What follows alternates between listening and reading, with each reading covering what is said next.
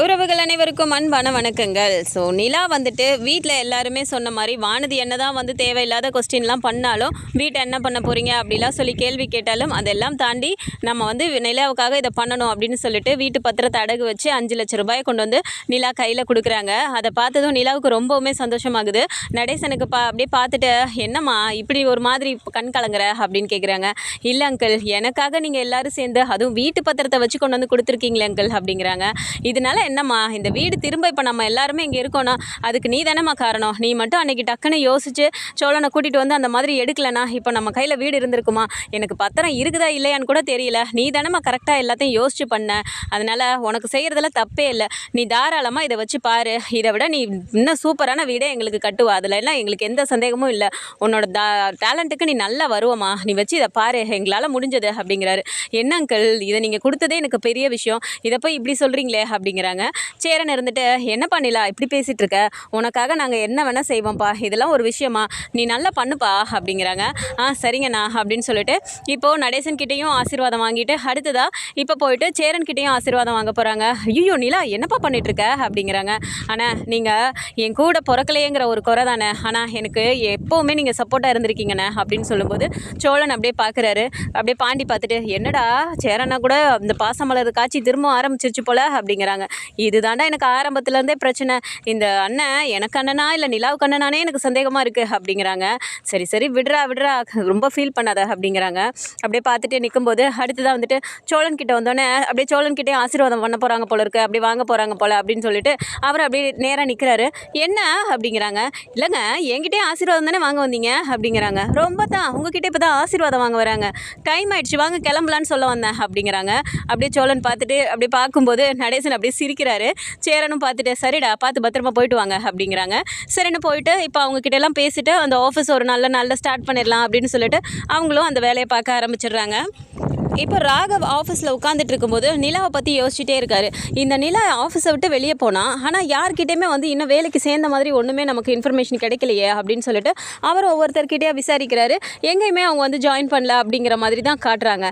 அப்போ சரி திவ்யா எங்கேயாவது சேர்ந்துருப்பாங்களோ அப்படின்னு சொல்லி பார்த்தா திவ்யாவும் எங்கேயும் சேரலை அப்படிங்கும்போது அவருக்கு ஒரு மாதிரி சந்தேகமாகுது. வெளியில் வந்துட்டு அங்கே இருக்க ஸ்டாஃப் கிட்டே கேட்குறாரு. ஆமாம், திவ்யாவும் நிலாவும் வேலையை விட்டு நின்றுட்டாங்களே, அவங்க எங்கேயாவது ஜாயின் பண்ணியிருக்காங்களா, யாராவது பேசுனீங்களா அவங்கக்கிட்ட அப்படின்னு சொல்லி கேட்குறாங்க.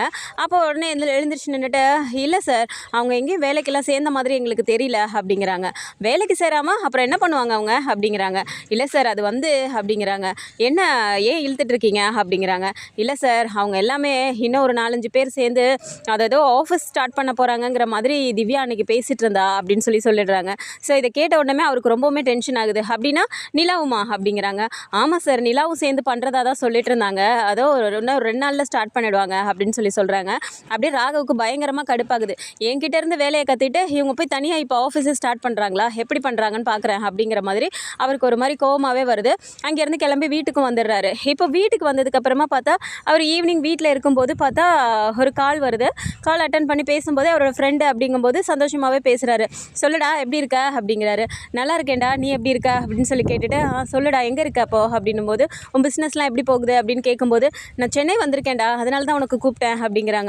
டேய் சென்னை வந்துட்டு வீட்டுக்கு வர வேண்டியதானடா, எதுக்குடா இப்போ ஃபோன் பண்ணிட்டு இருக்க அப்படிங்கிறாங்க. டேய் உன் வீட்டு வாசலில் தான் நிற்கிறேன், வெளியில் வா அப்படின்னு சொல்கிறாங்க.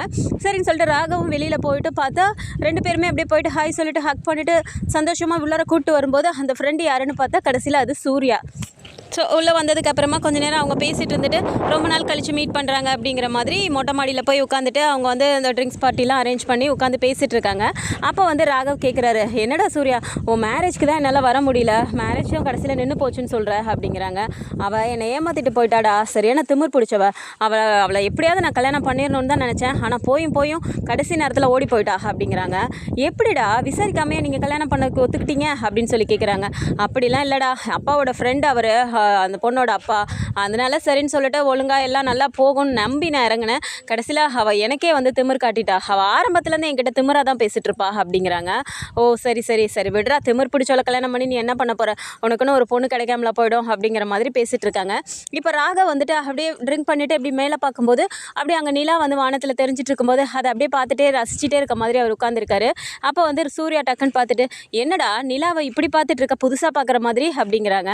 அதுக்கு உடனே ராகவ், ஏண்டா நிலா உனக்கு பிடிக்காதா என்ன அப்படிங்கிறாங்க. டேய், நிலாங்கிற பேரை கேட்டாலே எனக்கு அப்படியே எரிச்சலாக வரும் அப்படிங்கிறாங்க. ஏண்டா நிலாங்கிற பேரை கேட்டால் உனக்கே அப்படி எரிச்சல் ஆகுது அப்படின்றாங்க. ஆமாம், என்னை ஏமாற்றிட்டு ஓடினாலே அவள் பேர் நிலா தான் அப்படின்னு சொல்கிறாரு சூர்யா. உடனே இதை கேட்ட ராகவுக்கும் அப்படியே கடுப்பாகுது. நிலாவோட ஞாபகம்லாம் அப்படியே ஆஃபீஸில் அவங்க வந்தது, அப்புறம் இவரை லவ் பண்ணது, அப்புறம் கடைசியில் கல்யாணம் ஆயிடுச்சுன்னு சொன்னது, அப்புறம் இவங்க வந்துட்டு நான் வந்து கல்யாணம் ஆகிட்டேன் அப்படின்னு சொல்லிட்டு ராகவ் கிட்ட கொஞ்சம் கடுப்பாக பேசினது, அப்புறம் இது நான் வேலைக்கு வரலை அப்படின்னு சொல்லிட்டு போனது, இது எல்லாமே அவருக்கு வந்து ரீகால் ஆகிட்டே இருக்கு. அப்படியே ஒரு மாதிரி யோசிச்சுட்டே உட்காந்துருக்கும்போது, டே என்னடா பேசிகிட்டு இருக்கும்போது திடீர்னு சைலண்ட் ஆகிட்டா அப்படின்னும்போது, உனக்கு மட்டும் இல்லைடா எனக்கும் தான் நிலாங்கிற பேர் ஆரம்பத்தில் எவ்வளோ பிடிச்சிருந்ததோ இப்போ வந்து எனக்கு அவ்வளோ கோபமாக வருது அப்படிங்கிறாரு. ஏண்டா உனக்கு என்ன அப்படியாச்சு அப்படின்னோடனே, இப்போ ஆஃபீஸில் என்கிட்ட நிலான்னு சொல்லி ஒரு பொண்ணை ஒர்க் பண்ணா, நான் அவளை சரி எனக்கு பிடிச்சிருந்துச்சு, அவள் எல்லாமே நல்லா பர்ஃபெக்டாக பண்ணுறா, எல்லாமே நல்லா இருக்கா அப்படின்னு சொல்லிட்டு எனக்கு பிடிச்சிருந்ததுன்னு சொல்லிட்டு நானும் லவ் பண்ணலான்னு சொல்லிட்டு லவ் பண்ணேன். கடைசியில் பார்த்தா அவள் கல்யாணம் ஆனவளாம். ஆனால் கல்யாணமாயும் கடைசியில் புருஷன் பொண்டாட்டியாக வாழவே இல்லையா அவங்க. அவனும் ஏமாற்றி தான் கல்யாணம் பண்ணியிருப்பான் போல். கடைசியில் இப்போ டைவர்ஸ் வந்து அப்ளை பண்ணிவிட்டு இன்னும் கடைசி ஹியரிங்க்கு போகணும். அதனால சரி நீ எப்படி டைவர்ஸ் ஆனதுக்கப்புறமும் நான் தான் உன்னை கல்யாணம் பண்ணுவேன்னு சொல்லிட்டு நான் சொன்னதில் இப்போ கடைசியில் என்னமோ அவன் கூட தான் சேர்ந்து வாழ்கிற மாதிரி, அவள் என்னமோ எனக்கு கல்யாணம் ஆயிடுச்சு, இனிமேல் நான் உன்கிட்ட வேலை செய்ய மாட்டேன், நீ என்னை ரொம்ப டிஸ்டர்ப் பண்ணுறங்கிற மாதிரி அவள் ரிசர்வேஷன் லெட்டரை கொடுத்துட்டு போகிறா. அவன் என்னடானா வந்து என்னமோ ரொம்ப தான் புருஷன் பொண்டாட்டியாக வாழ்கிற மாதிரி, அவள் ஏன் பொண்டாட்டின்னு நான் சொல்கிறேன், நீ திரும்ப திரும்ப டார்ச்சர் பண்ணுறேன்னு அவள் புருஷன் வந்து என்கிட்ட வந்து இது பண்ணிகிட்ருக்கான். பார்த்தா அதுக்கு என் மேலேயே கையை வச்சிட்டான் தெரியுமா அப்படின்னோடனே, மேலே கையை வச்சானா, நீ எப்படி அவ்வளோ அசால்ட்டாக விட்ட அப்படிங்கிறாங்க. ஒரு நாள் இருக்கு அவனுக்கு, இத்தனை நாள் நிலா ஆஃபீஸில் வந்துட்டு இருந்ததுனால நான் பொறுமையாக இருந்தேன். ஆனால் இனிமேல் தான் அவள் ஆஃபீஸ்க்கு வரல. ஆனால் இப்போது என்கிட்ட வேலையை கற்றுக்கிட்டு இப்போது வேறு ஒரு புதுசாக ஒரு வேலையை ஸ்டார்ட் பண்ண போகிறாங்களாம், ஆஃபீஸே ஸ்டார்ட் பண்ண போகிறாங்களாம் அப்படின்னு சொல்லும்போது, ஓ இதிலே தான் இருக்காங்களா அப்படின்னு சொல்லி கேட்குறாங்க. ஆமாம் அப்படின்னோடனே, சரி சரி அதை பற்றிலாம் ஃபீல் பண்ணாத விடு, இதெல்லாம் நமக்கு என்ன புதுசாக பார்த்துக்கலாம் விடுறா அப்படிங்கிறாங்க. அப்போ அப்படியே ஏதோ மொபைலில் பார்த்துட்டே இருக்கும்போது நிலாவோட ஃபோட்டோ ஒன்று அதில் இருக்குது. அப்போ அதை பார்த்த உடனே, இங்கே பாருடா இந்த பொண்ணு தான் அப்படின்னு சொல்லிட்டு காட்டுறாரு. இதை பார்த்த உடனே சூர்யாவுக்கு பயங்கர ஷாக் ஆகுது. டேய் நிலாவா அப்படிங்கிறாங்க. ஆமாண்டா இந்த பொண்ணை தான் நான் சொன்னேன் அப்படின்னோடனே, நான் சரியாக போச்சு போ. ஆமாம் நீ என்ன சொன்ன, அவங்க 2 பேரும் ஹஸ்பண்ட் அண்ட் ஒய்ஃபாக வாழலை, டைவர்ஸ் அப்ளை பண்ணியிருக்காங்களா அப்படிங்கிறாங்க. ஆமாண்டா இந்த பொண்ணை பற்றி சொன்னால் நீ எவ்வளோ ஷாக் ஆகுற அப்படின்னு சொல்லி கேட்குறாரு. அப்படி பயங்கரமாக அவர் சிரிக்கிறாரு. என்னடா சூர்யா எதுக்கு இப்போ சிரிச்சிட்ருக்க அப்படின்னோடனே, அதானே பார்த்தேன் என்னை ஏமாற்றிட்டு போயும் ஒரு டிரைவர் கூட ஓடி போனால, அதனால தான் இப்போ அவள் அப்படி இருக்கா அப்படின்னு சொன்னோன்னே, டிரைவர் அப்படின்னோடனே சோழன் தான் அப்படிங்கிறது இப்போ ராகவுக்கு நல்லாவே புரியுது. ஆமாம் நீ யாரை சொல்லிட்டு இருக்க, சோழனையா அப்படின்னு கேட்குறாங்க. அவனே தான் அப்படின்னு சொன்னோடனே, அப்போ சோழன் உனக்கு தெரியுமா, இவங்க தான் நீ சொன்ன நிலாவா அப்படின்னு சொல்லி கேட்குறாங்க. இவ தாண்டா என்னை ஏமாற்றிட்டு போனவ, கடைசியில் உன்னையும் இப்படி ஏமாற்றிட்டாளா அப்படின்னோடனே இப்போ 2 பேருக்குமே சரியான கோவம் வருது. இப்போ 2 பேரும் சேர்ந்து என்ன முடிவெடுக்கிறாங்க, சரி விடு நம்ம 2 பேர் வாழ்க்கையிலையும் அவள் விளையாடி இருக்கா, அவளை ஏதாவது நம்ம ஒரு கை பண்ணி ஆகணும் அப்படிங்கிற மாதிரி அவங்க 2 பேரும் பேசிகிட்டு இருக்காங்க. அதே டைம் இப்போ ராகவுக்கு என்ன தோணுதுன்னா, புதுசாக ஆஃபீஸ் ஸ்டார்ட் பண்ண போகிறாங்க, எப்படி பண்ணுறாங்கன்னு பார்க்கலாம் அப்படின்னோடனே, சரி அதுக்கு முன்னாடி நான் அவளை கொஞ்சம் பார்க்க வேண்டியிருக்கு, எங்கே இருக்கா உனக்கு தெரியுமா அப்படின்றாங்க. அவள் வீடே எனக்கு தெரியும், ஆனால் வீட்டுக்கெலாம் போக முடியாது அப்படிங்கிறாரு. சரி விடு, ஆஃபீஸ் சுற்றி எங்கே இருக்க போகுது, இங்கே சென்னையில் தானே வச்சுருப்பாங்க, அதை நீ பேசி விசாரி பார்த்துக்கலாம், நான் இன்னும் 2 நாள் சென்னையில் தான் இருப்பேன் அப்படிங்கிறாங்க. சரிடா அப்படின்னு சொல்லிட்டு இப்போ மறுநாள் அவர் அப்படியே தேடி கண்டுபிடிச்சிடுறாரு ஆஃபீஸ் எங்கே ஸ்டார்ட் பண்ண போகிறாங்கன்னு சொல்லிட்டு. ஸோ ஃபஸ்ட் டே அன்னைக்கு ஆஃபீஸ் ஸ்டார்ட் பண்ண போகிறோம் அப்படிங்கும்போது வீட்டில் இருந்து இப்போ எல்லாருமே கிளம்புறாங்க. நீலா கிளம்புனதுக்கப்புறமா, அங்கிள் எல்லாருமே கிளம்பலாமா, டைம் ஆகிடுச்சு அப்படிங்கிறாங்க. சரிம்மா போகலாம் அப்படின்னோடனே இப்போ இங்கேருந்து வந்துட்டு வீட்டிலேருந்து எல்லாருமே கிளம்புறாங்க. கிளம்பி காரில் நேராக போய்ட்டு அந்த ஆஃபீஸ்க்கு போன உடனே அங்கே ரிப்பன்லாம் கட்டி வச்சுருக்கும்போது போய்ட்டு அப்படியே நிலா அப்படியே சந்தோஷமாக நிற்கிறாங்க. பாண்டிக்கெலாம் பார்க்கும்போது அவ்வளோ சந்தோஷமாக இருக்குது. சந்தா வந்திருக்காங்க, கூடவே வானதியும் வந்துட்டு அப்படியே ஒரு மாதிரி கடுப்பாக மூஞ்சி வச்சுட்டு நின்றுட்டு தான் இருக்காங்க. ஆனால் சந்தாக்கெலாம் அவ்வளோ ஒரு சந்தோஷமாக இருக்குது. ஒருவேளை நிலா வந்து செட்டில் ஆகி சோழன் கூட வாழ ஆரம்பித்தா அடுத்து நம்ம கல்யாணம் தானே அப்படிங்கிற மாதிரி சந்தாவுக்கும் ஒரு மாதிரி ஹாப்பியாக தான் நின்றுட்டுருக்காங்க. சேரன் சந்தா தனியாக நிற்கிறாங்க, வானதி பாண்டி அங்கிட்டு நின்றுட்டுருக்காங்க. இப்போ சோழன் கூட நிற்கும் போதுமே இப்போ ரிப்பன் கட் பண்ணணும் அப்படிங்கும்போது எல்லாருமே சேர்ந்து கட் பண்ணலாம் வாங்க அப்படின்னு சொல்லும்போது நிலா ஓகே அப்படிங்கிறாங்க. இப்போ நிலா போய் நிற்கும்போது அப்படி பின்னாடி திரும்பி பார்க்குறாங்க. பார்த்துட்டு என்னதான் நம்ம கட் பண்ணுறது இது கரெக்டாக வராது, வீட்டில் உள்ளவங்க எல்லாரும் இல்லைன்னா நமக்கு இது கிடச்சிருக்காது அப்படின்னு யோசிச்சுட்டு, அங்கிள் இங்கே வாங்க, அண்ணன் எல்லாருமே வாங்க அப்படிங்கிறாங்க. அப்போ கூட இருக்கவங்கலாம் பார்க்கும்போது திவ்யா கிட்ட, திவ்யா ப்ளீஸ் நான் கட் பண்ணல, எனக்கு பதில் அவங்க எல்லாருமே பண்ணட்டுமே அப்படிங்கிறாங்க. ஓகே நிலா அப்படின்னு சொல்லிட்டு திவ்யாவும் சொல்லிடுறாங்க. சரின்னு சொல்லிட்டு இப்போ அவங்க எல்லாருமே வந்து நிற்கும்போது, அங்கிள் வாங்க அங்கிள் எல்லாருமே சேர்ந்து கட் பண்ணலாம் அப்படிங்கிறாங்க. மடி என்னம்மா நீ பண்ணுமா அப்படிங்கிறாங்க. அப்போ கூட இருக்கவங்களுமே, சார் வயசில் மூத்தவங்க நீங்கள் வாங்க நீங்களே கட் பண்ணுங்க அப்படின்னு சொல்லி கூப்பிடும்போது இப்போ நடேசன் சேரன் எல்லாருமே சேர்ந்து, நிலா நீ வாப்பா நீ கட் பண்ண, நாங்கள் கூட நிற்கிறோம் அப்படின்னு சொல்லி கூட வந்து நின்றுட்டு இப்போ எல்லாருமே சேர்ந்து அந்த ரிப்பனையும் கட் பண்ணுறாங்க. இப்போது ஆஃபீஸ்குள்ளே போனோடனே எல்லாருமே ஆஃபீஸை பார்த்துட்டு அவ்வளோ ஒரு சந்தோஷமாக இருக்காங்க. ஸோ இன்றைக்கி ஃபஸ்ட் டே அப்படிங்கும்போது நம்ம நல்லபடியாக பண்ணணும் அப்படிங்கிற மாதிரி உட்காந்துட்டு இருக்கும்போதே கொஞ்ச நேரத்துலேயே வந்துட்டு சரிப்பா நீ ஒர்க்கை பாரு நாங்கள் கிளம்புறோம் அப்படின்னு சொல்லிட்டு எல்லாருமே கிளம்பிடுறாங்க. சோழன் அப்படியே சரிங்க நானும் அப்படியே கிளம்புறேன் அப்படின்னு சொல்லும்போது வேகமாக நிலா ஓடி வந்துட்டு சோழன் அப்படின்னு சொல்லிட்டு வராங்க. வந்தோடனே சொல்லுங்க அப்படிங்கும்போது ரொம்ப ரொம்ப தேங்க்ஸ் அப்படிங்கிறாங்க. என்னங்க தேங்க்ஸ் எல்லாம் சொல்லிட்டு இருக்கீங்க, இது ஒரு பெரிய விஷயமா, நீங்கள் நல்லா பண்ணுங்க அப்படிங்கிறாங்க. அப்படி இல்லை சோழன், நான் எத்தனையோ வாட்டி உங்களை திட்டியிருக்கேன், என்னை ஏமாத்திட்டீங்க அப்படி இப்படிலாம் சொல்லியிருக்கேன். நீங்கள் மட்டும் என்னை கரெக்டான டைமுக்கு இந்த வீட்டுக்கு என்னை கூட்டிகிட்டு வரலனா நான் நினச்சதெல்லாம் அச்சீவ் பண்ணுறதுக்கு நான் உங்களை பார்த்தது தான் காரணமாக இருக்குமோன்னு எனக்கு தோணுது அப்படிங்கும்போது இப்போ சோழனுக்கு அப்படியே சிரிப்பாக வருது. ஏங்க நிஜமாக தான் சொல்கிறீங்களா அப்படிங்கிறாங்க. என்ன ஏதாவது நான் பேசினாலும் நிஜமாக சொல்கிறீங்களா உண்மையாக தானாங்கிற மாதிரி கேட்குறீங்க, ஏதாவது திட்டினாலும் நான் திட்டினேன்னு சொல்லிட்டு இருக்கீங்க, இதுக்கு தான் நான் உங்ககிட்ட எதுவுமே சொல்கிறதில்ல அப்படின்னு சொல்கிறாங்க. ஏங்க அதெல்லாம் ஒன்றும் இல்லைங்க, நீங்கள் இப்படி பேசுகிறது கூட நல்லா தான் இருக்குது, இனிமேல் இந்த மாதிரியே பேசுங்க அப்படிங்கும்போது இப்போ நிலாவும் சிரிச்சுக்கிட்டே சரி ஓகே நான் போய் பார்க்குறேன் நீங்கள் கிளம்புங்க அப்படிங்கிறாங்க.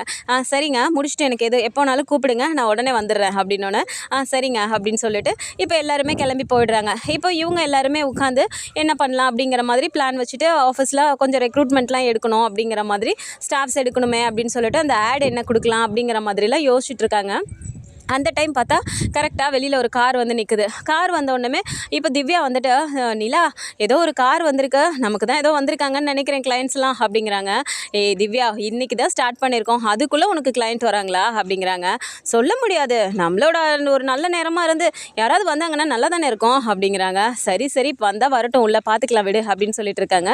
உள்ளே பார்த்தா இப்போ 2 பேரும் ராகவும் சூர்யாவும் உள்ளே வராங்க. வந்த உடனே அப்படியே நிலாவுக்கு ஷாக் ஆகுது, திவ்யாவும் அப்படியே ஒரு மாதிரி ஷாக்லேயே நிற்கிறாங்க.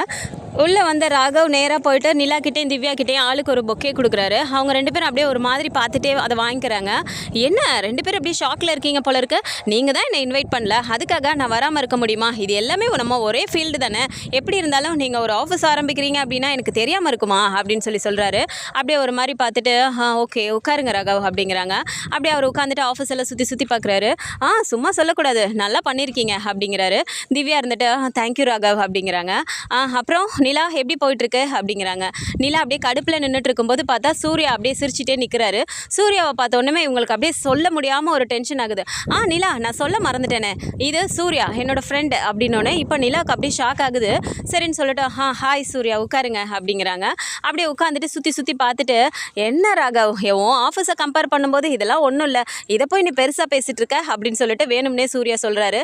இதை கேட்டது ராகவ் இருக்கட்டும் சூர்யா, இப்போ என்ன இவங்கெல்லாம் என்கிட்ட வேலையை கற்றுக்கிட்டு தானே இப்போ வந்து தனியாக பண்ணணும்னு வந்திருக்காங்க, அப்படி இருக்கும்போது என்னோடது மாதிரியே பண்ணணும்னு நினச்சா முடியுமா அப்படின்னு சொல்லிட்டு அப்படி குத்தலாகவே பேசிகிட்டு இருக்காங்க. அப்போ நிலா டக்குன்னு என்ன ராகவ் நீங்கள் வந்ததை பார்த்தா எங்களுக்கு ஏதோ கங்க்ராட் சொல்கிறதுக்கு வந்த மாதிரி தெரியலையே அப்படிங்கிறாங்க. அஃப்கோர்ஸ் நிலா நான் அதுக்காக தான் வந்தேன், இருந்தாலும் என் ஃப்ரெண்டு சொன்னதுக்கு நான் பதில் சொன்னேன், இதில் என்ன தப்பு இருக்குது அப்படிங்கிறாரு. அப்படியே ஓகே அப்படின்ட்டு இப்போ கூட இருக்கவங்க வந்துட்டு ட்ரிங்க் கொண்டு வந்து கொடுக்குறாங்க. ஸோ இந்தாங்க சார் எடுத்துக்கோங்க அப்படின்னு சொல்லிட்டு கூல் ட்ரிங்க் கொடுக்கும்போது இட்ஸ் ஓகே அப்படின்னு சொல்லிட்டு வேண்டாம் அப்படின்னு சொல்லிடுறாங்க. சரின்னு சொல்லிட்டு இப்போது சூர்யா இருந்துட்டு ஆமாம் ராகவ் இதெல்லாம் என்ன வருதுன்னு இதை போய் பெருசாக பேசிகிட்டு இருக்க, வா நம்ம கிளம்பலாம் அப்படிங்கிறாங்க. சரி சூர்யா கிளம்பலாம் அப்படின்னு சொல்லிட்டு ஓகே நிலா பார்க்கலாம், எப்படி இருந்தாலும் ஒரே ஃபீல்டு தானே பார்த்துக்கலாம் விடுங்க அப்படின்னு சொல்லிட்டு இப்போ அவர் வெளியே கிளம்பி போகிறாங்க. போயிட்டு டக்குன்னு திரும்ப சூர்யா அப்படி பார்த்துட்டு திரும்ப உள்ளே வராரு. வந்துட்டு ஆமாம் நான் உங்ககிட்ட கொஞ்சம் பேசணும் அப்படிங்கிறாங்க. அப்படியே ஒரு மாதிரி முறைச்சிட்டு உங்ககிட்ட பேசுகிறதுக்கு எனக்கு எதுவுமே இல்லை அப்படிங்கிறாங்க. உனக்கு எதுவுமே இல்லாமல் இருக்கலாம், ஆனால் எனக்கு பேச வேண்டியிருக்கே அப்படின்னு சொல்லிட்டு ஆமாம் நீ எப்படி இங்கே வந்திருக்க, இப்போயாவது உன் புருஷன் கூட தான் இருக்கியா இல்லை அவனை விட்டுட்டு வேறு யாரையாவது கூட ஓடி போகிறதுக்கு எதுவும் ட்ரை பண்ணிட்டு இருக்கியா அப்படிங்கிறாரு. அப்படியே நிலாவுக்கு ஒரு மாதிரி கடுப்பாகுது. கூட திவ்யாவும் நின்றுட்டுருக்காங்க. திவ்யாவும் பார்க்குறாங்க. அப்படியே ஒரு மாதிரி சூர்யா இது ஆஃபீஸ்ன்னு பார்க்குறேன் இல்லைன்னா நடக்கிறத வேறு அப்படிங்கிறாங்க. என்ன பண்ண முடியும் உன்னால், எப்படி என் வீட்டில் என்ன தான் பார்த்து இது பண்ணி வச்சாலும் என்ன வேணான்னு சொல்லிட்டு போயும் ஆஃப்டர் ஆல் ஒரு டிரைவர் கூட ஓடி போனேன், ஆனால் இப்போ நீ அவன் கூடயும் பெருசாக ஒன்றும் வாழலையாமே, டிவோர்ஸ் அப்ளை பண்ணியிருக்கியா, அதுவும் கூடிய சீக்கிரமே கிடைக்க போகுதாமே, பார்க்கலாம் நீ என்ன தான் பண்ணுறேன்னு நானும் பார்க்குறேன், அப்படியே பெருசாக ஏதோ சாதிக்க போகிற மாதிரில வந்த கடைசியில் புருஷன் கூடயும் இல்லாமல் கிடச்ச வேலையும் விட்டுட்டு இப்போ புதுசாக ஒன்று பண்ணலான்னு சொல்லிட்டு பண்ணிகிட்ருக்கியா, அப்புறம் இந்த ஆஃபீஸ் ஆரம்பிக்கிறதுக்கு பணமெல்லாம் வேணுமே என்ன பண்ண, அது யார் கொடுத்தா உனக்கு, இதுவும் இப்போ இருக்க புருஷன் தான் கொடுத்தானா இல்லை வேறு யாரையாவது ரெடி பண்ணிட்டியா அப்படிங்கிற மாதிரி ரொம்பவுமே ஒரு மாதிரி அசிங்கமாக பேசுகிறாரு. நிலாவுக்கு அப்படியே அவ்வளோ ஒரு கோவம் வருது. உனக்கு இவ்வளோ தான் மரியாதை வெளியே போ, இது என்னோட ஆஃபீஸ் அப்படின்னு சொல்லிட்டு திட்டுறாங்க. அதெல்லாம் எங்களுக்கும் தெரியும், ஆனாலும் உனக்கு ரொம்ப தான் தைரியம், இதை முதல்ல உங்கள் அப்பா கிட்ட சொல்லணுமே அப்படிங்கிறாங்க. டேய் நீ யார்கிட்ட வேணால் சொல்லிக்கோ, யாரோட இதுலேயும் நான் இல்லை, என்னோட சுய உழைப்பில் எனக்கு சப்போர்ட் பண்ணுறவங்களால தான் நான் நின்றுட்டுருக்கேன் அப்படிங்கிறாங்க. கரெக்டாக அந்த சப்போர்ட் பண்ணுறவங்க யாருன்னு தான் எனக்கு தெரியணும் அப்படிங்கிறாங்க. டேய் உன்கிட்ட சொல்லணும்னு எனக்கு எந்த அவசியமும் இல்லை, என்னப்போ என் புருஷன் கூட நான் இல்லை, நான் டைவர்ஸ் அப்ளை பண்ணியிருக்கேங்கிறது தானே உனக்கு விஷயமா இருக்கு. நான் என் புருஷன் கூட தான் இருக்கேன், அவங்க வீட்டில் தான் இருக்கேன், என் புருஷனோட சப்போர்ட்டில் தான் இப்போ நான் வந்து ஆஃபீஸே ஸ்டார்ட் பண்ணியிருக்கேன். நீ வேணால் பாருடா, உனக்கு நான் சேலஞ்சாகவே சொல்கிறேன், யாரெல்லாம் வந்துட்டு நான் டிவோர்ஸ் அப்ளை பண்ணியிருக்கேன், நான் சோழன் கூட வாழ மாட்டேன்னு சொல்லிட்டு ரொம்ப ஈகராக வெயிட் பண்ணிட்டு இருக்கீங்களோ அவங்களாம் நல்லா கேட்டுக்கோங்க அப்படிங்கும்போது ராகவ் அப்படியே பார்க்குறாரு. உங்கள் எல்லாருக்கும் சேர்த்து தான் சொல்கிறேன், நான் சோழன் கூட எப்படி வாழ போகிறேங்கிறத நீங்கள் பொறுத்திருந்து பார்க்க தான் போகிறீங்க. சோழன் என் கூட இருக்கிற வரைக்கும் இன்னும் நான் எவ்வளோ டெவலப் ஆகி வரேங்கிறத நீ பார்த்துட்டு தான் இருக்க போகிற அப்படின்னு சொல்லிட்டு, இப்போது என்ன ராகவ், நீங்களும் இதுக்கு தானே வெயிட் பண்ணிட்டு இருந்தீங்க, உங்களுக்கும் சேர்த்து தான் சொல்கிறேன். நீங்கள் என்ன பெருசாக ஆஃபீஸ் வச்சுருக்கீங்க, என் ஆஃபீஸை வந்து நீங்கள் இந்த மாதிரி பேசுகிறீங்களா? உங்கள் ஆஃபீஸை விட இன்னும் அப்பனுக்கு அப்பனா சூப்பராக தூக்கிட்டு வந்து எல்லா கிளைண்ட்ஸையும் என்கிட்ட வரவழைச்சு நான் எப்படி பண்ணுறேன், என்னை எப்படி முன்னுக்கு வரேங்கிறத மட்டும் நீங்கள் பாருங்கள் அப்படின்னு சொல்லிட்டு இப்போது ராகவ் கிட்டேயுமே சேலஞ்ச் பண்ணுறாங்க. பார்க்கலாம் அப்படின்னு சொல்லிட்டு அவங்க 2 பேரும் அப்படியே கிளம்பி போயிடுறாங்க. திவ்யா அப்படியே பார்த்துட்டு, என்ன நிலா இவங்க இப்படி பேசிகிட்டு இருக்காங்க, ஆமாம் இப்போ கூட வந்தவர் யார், அவர் ராகவோட ஃப்ரெண்டுன்னு சொன்னார் அப்படிங்கிறாங்க.